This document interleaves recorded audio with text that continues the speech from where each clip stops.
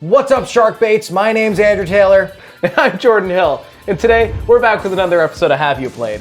And today, we're going to be reviewing a game I've been playing lately called Maneater. Today. Right now. Maneater. The chart-topping pop hit by 80s pop rock power duo Daryl Hall and John Oates. Released on Halloween in 1982 and featured on their highest charting album, H2O, blasted onto the scene with a sound that no one had heard on the radio at that time. Wait, what am I talking about? Okay, let's try this again. Maneater is an open-world shark RPG released by Tripwire Interactive in the spring of 2020. In the game, you play a baby shark who has been quite literally ripped from its mother by a shark hunter who you get to know better as the story unfolds. This sort of sets the scene for the rest of the game, as you begin your quest to, well, wreak havoc as a shark. When I first started playing the game, I couldn't get over just how beautiful it was. You swim out of a sewer to find yourself surrounded by beams of light breaking through the water's surface and dancing off of an array of colorful fish and coral reefs, and it's hard to not take a moment to admire what you're seeing.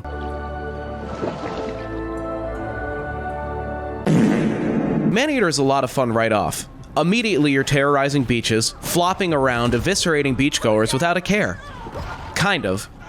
Because you see, kill enough people, and you'll attract the attention of some hunters, who will roll up on boats trying to blast your shark ass out of the water. You got a shark ass on it. Well, you might be thinking that this gameplay is more than enough. Tripwire manages to keep things fresh with different regions that you progress to throughout the game, each offering unique wildlife, both friendly and not so friendly, challenges, locations, enemies, and upgrades. At its core, Maneater is supposed to be an action RPG, but I think it missed the mark a bit. The combat is very fast-paced, but can sometimes get a little disorienting. When you're underwater, it's very easy to lose your bearings and suddenly not know which way is up. On land, you move awkwardly, as you should. I mean, you're a shark. But trying to cross a bridge can feel like trying to walk anywhere in that weird Monster energy drink simulator with that guy from the Boondock Saints. What? Norman Reedus.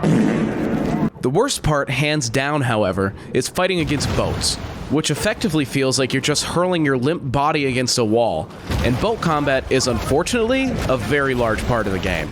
In order to progress the main story, you have to gain what is called infamy. As you commit your aquatic atrocities, you attract boats full of hunters. And with each boat you sink, and each team of hunters you send to their watery graves, you gain more and more infamy, which will inevitably attract a boss. The bosses in Maneater are unique to each region you enter, and must be beaten in order to progress to the next area.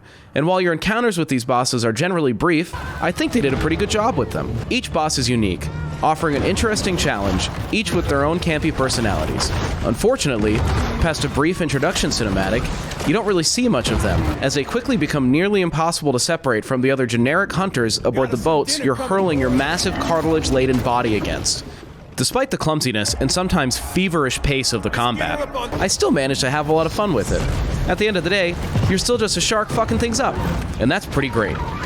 The story in Maneater kind of feels like an afterthought, and I'm honestly not too upset about that. Sometimes, in games like this, you can get bogged down by an overly intricate story when all you want to do is explore the open world that's offered to you. The story basically consists of a hunter killing your mom. You eat his arm, he keeps hunting you, you kill his son and horribly burn him, he tries to kill you again. I won't ruin the story, but you basically get it. It's a story of revenge, and frankly, I just didn't care at all. Now to the part I did care about. Or at least, I thought I would care about. See, Maneater markets itself as an action RPG, and it certainly delivers on both of those things in some aspects, but compared to many of the RPGs out there, it leaves a lot to be desired, especially in terms of customization and progression. Each boss you defeat gives you a new ability, or skin for your shark, but with only 10 bosses, it became pretty clear that my options were going to be limited. And so far in the game, I've only unlocked 3 full skins, each offering their own unique abilities, and of those 3, I've only collected the full set of 1.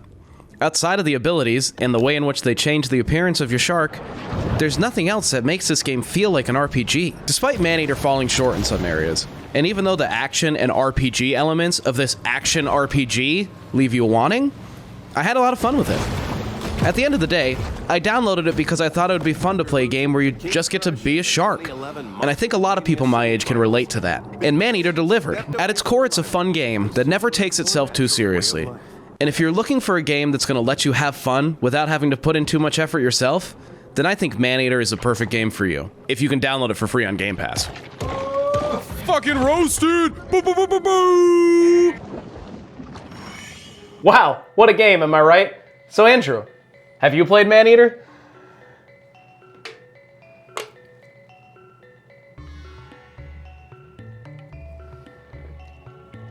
Yeah.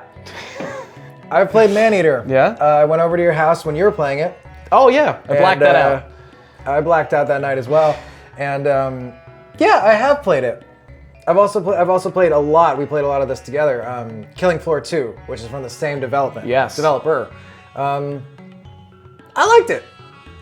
I think a lot of the points that you bring up in your little video review package In the have you ever?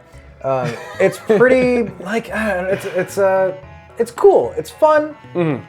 At moments, it feels like they held back, or like they didn't quite hit a stride in like some of the RPG elements, like you said. But overall, it's like a fun experience. I think 20-30 hours. a good way to summarize my feelings on it is it doesn't really feel like a fully realized game. It feels like they kind of cut the development early, or maybe they just rushed it out. But it Not feels that like a and great. It's not that it's in beta or anything. It's No. like a mostly full game, but it's like.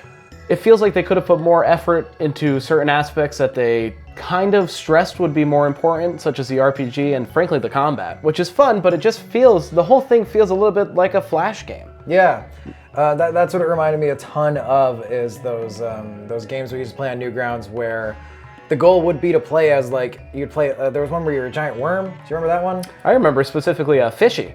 A fish. Where you play a Fishy's small much- fish, yeah. you eat slightly smaller fish, and you get bigger and bigger and bigger. Yeah. Till you're a big boy. It's pretty much like that concept modernized Yes. for the most part. I could see, I definitely feel that it seems like a lot of like their ambition had to be cut down a little bit, because maybe some of the producers, maybe they weren't sure how much of a success a game about being a man-eating shark would be. I don't know who doesn't think that would have a movie. Yeah, I don't know. I wouldn't be surprised if that was a reason, because you're not playing. I mean, the most successful games nowadays are just like, military man shoots things, and I love a lot of those games. But yeah, it does feel like that, and I haven't played it as much as you. I think I downloaded it a little bit, and I played it more as well, just solo, and it's good. It's another game where it's like, yeah, I'd recommend it, probably. It's a very fun game if you just have an hour or two to kill, and you don't want to you're not necessarily worried about coming back to it. Yeah. Or carrying it on. You're not looking for an investment. Really fun game, though. This Genuinely. is a great sale game or Game Pass game. This is a great game. Which I believe it's still on Game Pass. All right. Well, I'm going to hold you to it, and I'm going to blast your ass if it's wrong. Did you beat the game? I did beat the game. As much as you can beat the game. It's a little vague, similar to a lot of more open world games, where there is a main story which you can complete, but there seems to always be more tasks to complete in the world. Okay, so while I beat the game, I definitely have not 100%ed it. And with more, there's actually just a DLC released a couple weeks ago, I believe. Really? So it seems as though they're still kind of keeping up with the game and releasing more content as time goes on. So this version that we played may not have been the ultimate final version of Maneater. Oh, absolutely not. And as we've seen in a ton of games, even Binding of Isaac received an update recently that added a ton of content. To a game with already maybe too much content. Yeah, and it's crazy nowadays that the support will go really long. And if a game like, if they want to do more, but there's some sort of restraint or some sort of reason that they can't, and they do release the game, if it has some sort of success, that might get them the green light to finish, do more of that DLC and just keep adding on to it. There's tons of games like that have come out that like kind of were okay when they launched, but then Skyrim's still kicking. Remastered's coming out soon. Anniversary edition, remastered. I don't think Skyrim. Volume 2. I guess I'm talking more about games that were kind of okay at launch, but then got really great once they had a little bit more time. Listen here.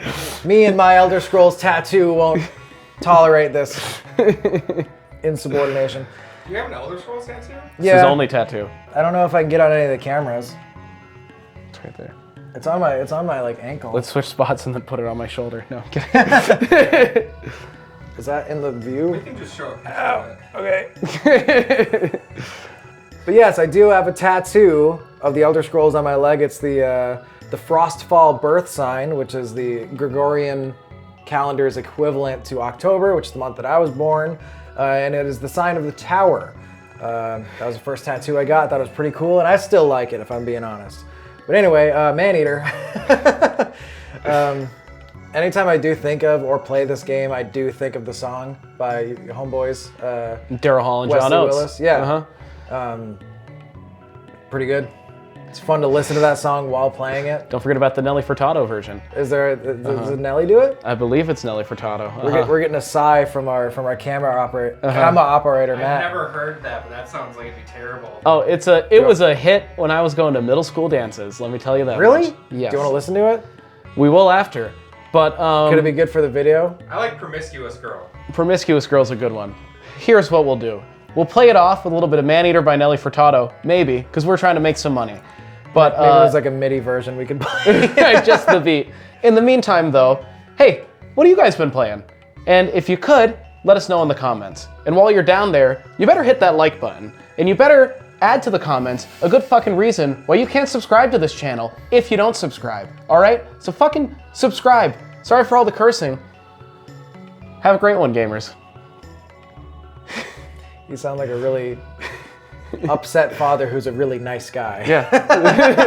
That's my aesthetic. Now, I don't usually lose my temper, but I gotta tell you, I don't like how things are going on around here, and I think it needs to change. Well, I'm gonna be honest, I've had it up to here, all right?